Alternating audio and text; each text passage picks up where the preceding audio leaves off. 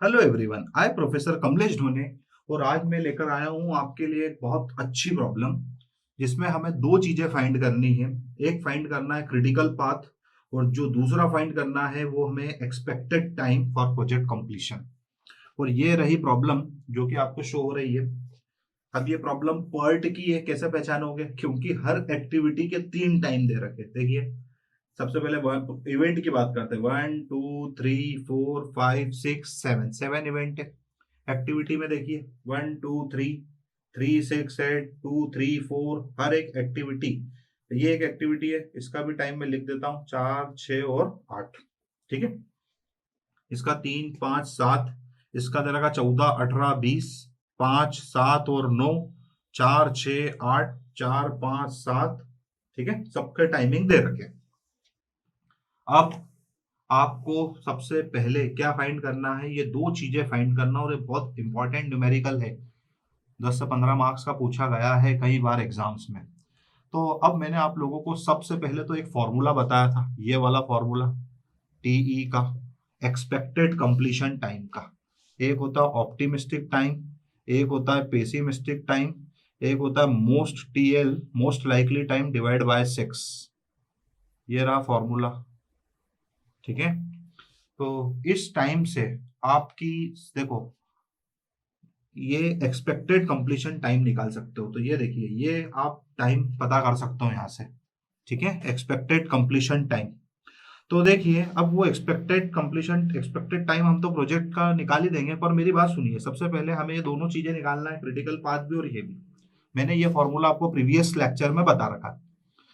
तो अब आप ये चीज देखिए, सबसे पहला टास्क ये है आपके लिए कि हर एक एक्टिविटी का, दिख रहा है, मैं तीनों टाइम दे रखे। मिनिमम वाला जो टाइम है आपको बताया था, ये मिनिमम टाइम, ये मैक्सिमम और ये आइडियल टाइम। तो हर एक एक्टिविटी के तीन तीन टाइम दे रखे। तो इन तीन टाइमों को आप इस फॉर्मूले में पुट करना है। जैसे अगर हम इसको पुट करते हैं, सबसे पहले 1 से 2 का अगर हम निकाल ले, तो जब हम इसमें टी जीरो की जगह, देखो दिख रहा है, आप इसको पहचानोगे कैसे? ये ऑप्टिमम टाइम, ये मिनिमम टाइम, ये मैक्सिमम टाइम, या मोस्ट लाइकली। जो सबसे कम दिखे वो टी हो, जो सबसे ज्यादा दिखे वो टीपी, और ये टीएल डिवाइड बाय 6। जब आप इस फॉर्मूले में ये वैल्यू पुट करोगे 1 2 3, ठीक है, तो आपको यहां से टीई की वैल्यू मिल जाएगी। मैं यही नीचे लिख रहा हूं समझाने के लिए। तो जो टीई की जो वैल्यू आई है वो आई है 1 से 2 में 2। आप इसको सॉल्व करिएगा बिल्कुल।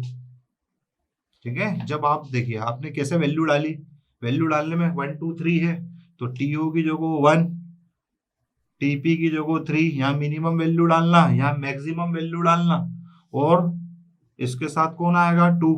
ये देखिए, मैं एक वैल्यू आपको निकाल के बता देता हूँ कभी अगर आपको दिक्कत आ रही है तो ये कितना हो गया? 3 और 1 4, 4 और 8 12, 12 डिवाइड बाय 6, ये हो गया 2। तो देखिए मैंने 2 लिखा है। अब इस तरीके से मैंने आपको एक तरीका बता दिया है। अब बाकी के तरीके आप फॉलो कर सकते हैं और ये वैल्यू निकाल सकते हैं।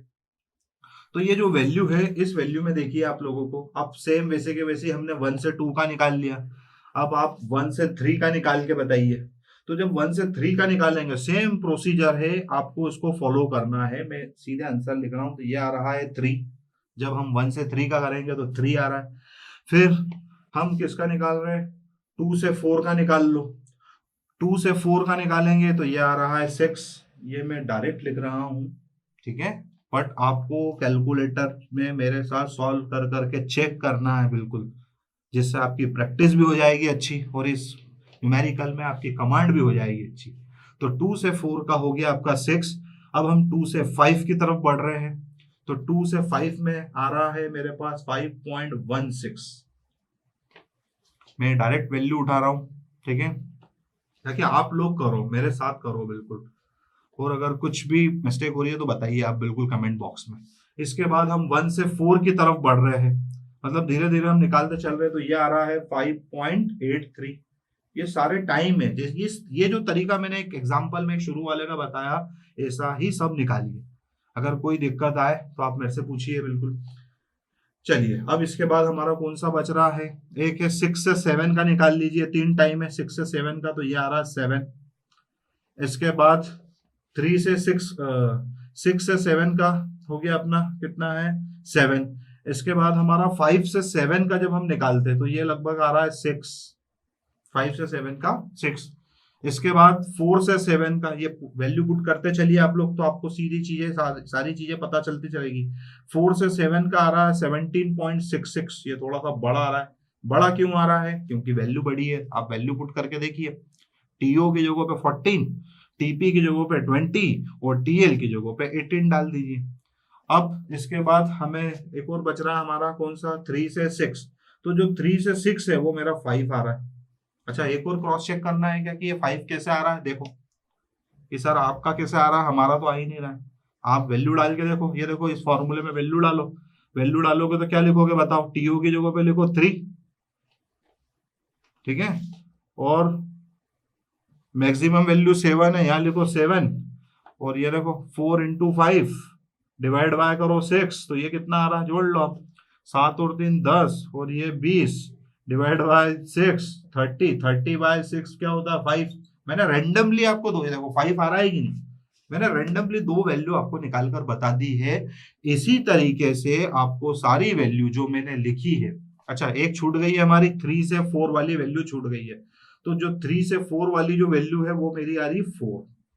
अब आप इसको इसी तरीके से चेक कर लीजिएगा। चलिए एक स्टेप्स तो हमारी बढ़ गई है बिल्कुल, तो हमें कोई टेबल बनाने की जरूरत भी नहीं पड़ी।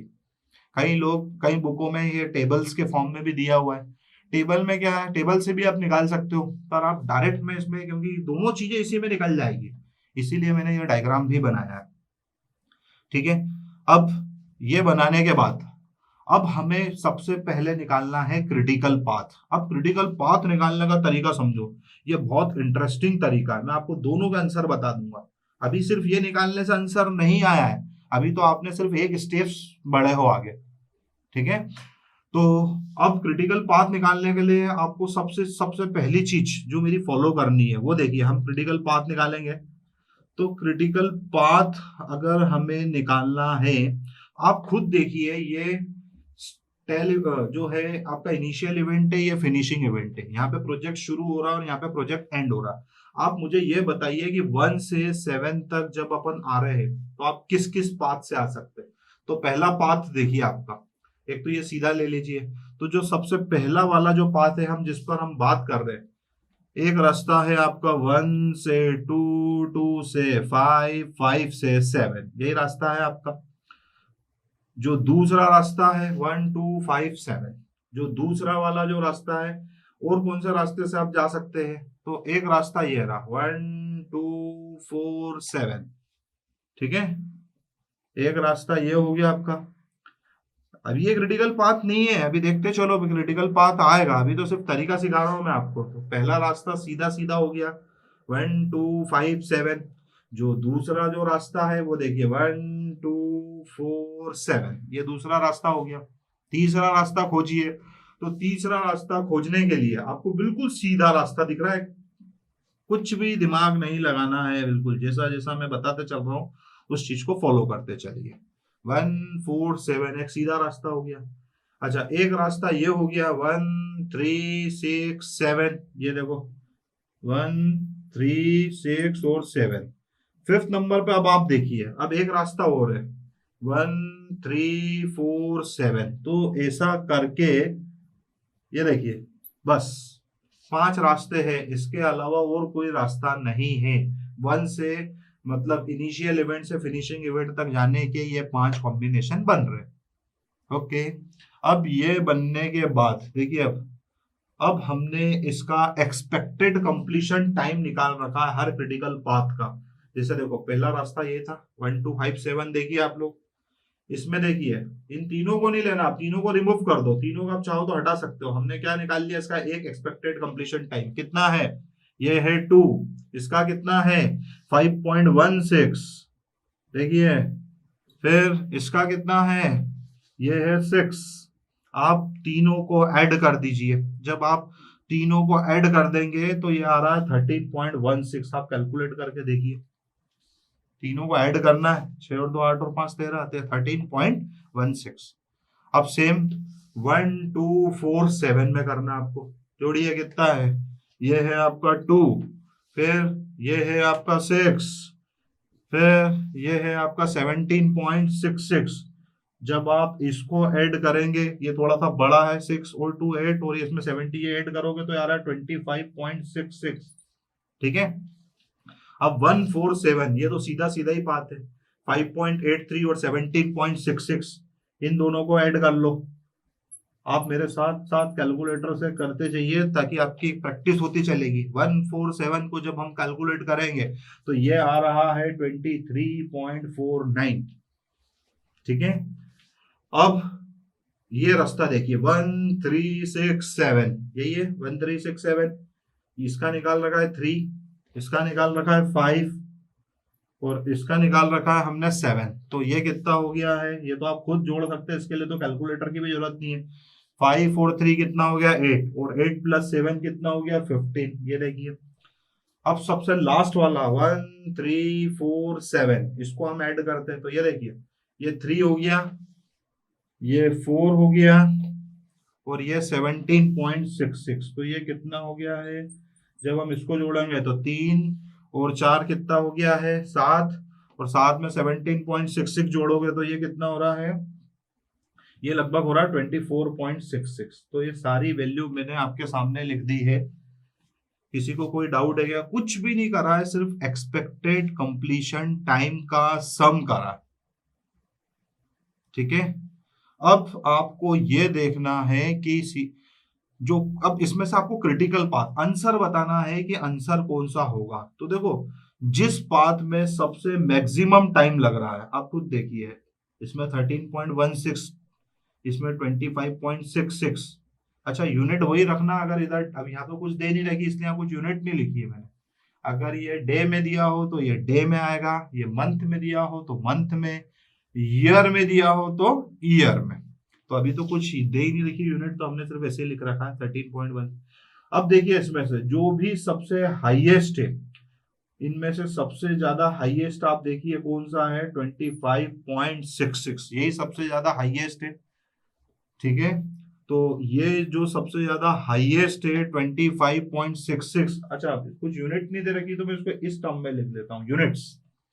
तो आपको ये चीज पता चल गई है कि ये है आपका expected time for project completion. मतलब इसको अगर मैं शॉर्ट एंड स्वीट में बोलूं तो ये आपको क्या पता चल गई है, ये आपको ड्यूरेशन पता चल गई है आपके प्रोजेक्ट की, कि आपका प्रोजेक्ट अगर ये साल में दे रखा हो तो इतने साल में, या डे मंथ में दे रखा हो तो इतने मंथ में कंप्लीट हो जाएगा। आपको क्या पता चल गया है, प्रोजेक्ट की ड्यूरेशन।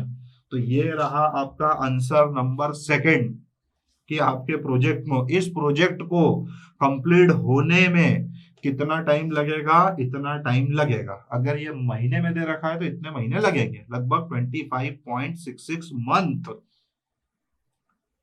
ठीक है।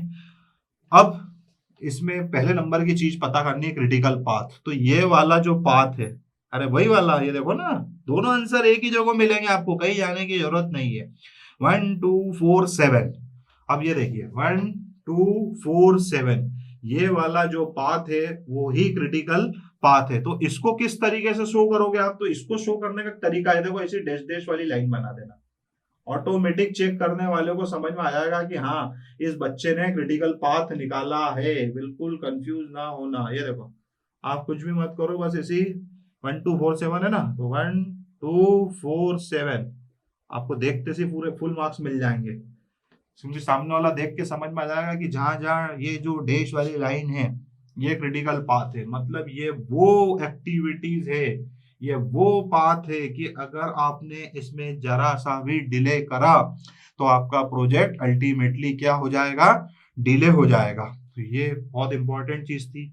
और यही रास्ते में देखो ना, मैक्सिमम टाइम भी लिया, सबसे ज्यादा टाइम इसे लगा। और अगर आपने इसमें जरा सा भी अगर इसको प्रायोरिटी पे नहीं रखा, इन कामों को 1 2 4 7 इन एक्टिविटीज को, तो आपका प्रोजेक्ट अल्टीमेटली डिले ही हो जाएगा। तो प्रोजेक्ट डिले होना मतलब सीधी सी बात है, उसकी कॉस्ट बढ़ जाना, क्योंकि पर्ट में cost is directly proportional to the time. अगर टाइम बढ़ा तो अल्टीमेटली कॉस्ट तो बढ़ ही जाएगी।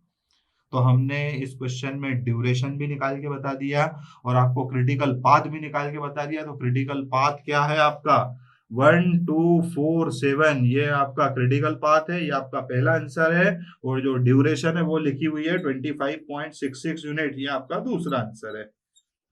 तो आई थिंक आपको ये प्रॉब्लम बहुत अच्छे से समझ में आई होगी।